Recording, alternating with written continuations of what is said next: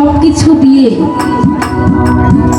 যাকে বিশ্বাস করছে সেই জায়গাটা দিয়েছে, একটা সময় সেই মানুষটাই আপনাকে আঘাত করবে আর বুঝিয়ে দিবে এই দুনিয়ার বুকে আপনি একজন অন্ধ ছিলেন। যাকে বিশ্বাস করেছিলেন সেই মানুষটা আসলে বিশ্বাসের যোগ্য না। তো সেদিক লক্ষ্য করে একটি গান করছি, আশা করি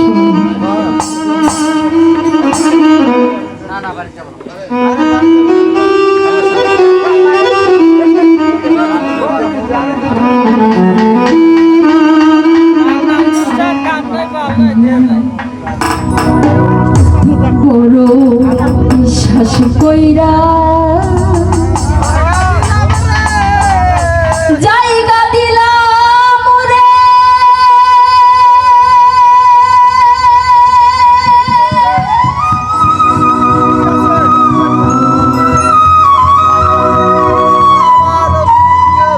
ওরে বন্ধু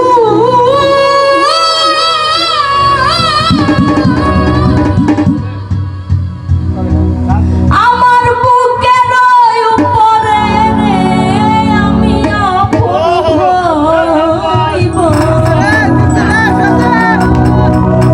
ও বাহের চান আপন ভাইবা সব দিলাম।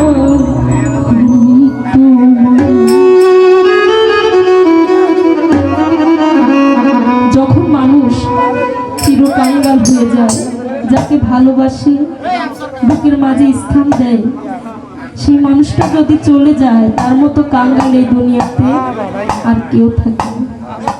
যে একবার মনে স্থান দিয়েছে একজন মানুষকে এই দুনিয়ার মাঝে, সে বুঝে সে যন্ত্রণাটা কত। তাই কবি কি বলছে, বিশ্বাস কইরা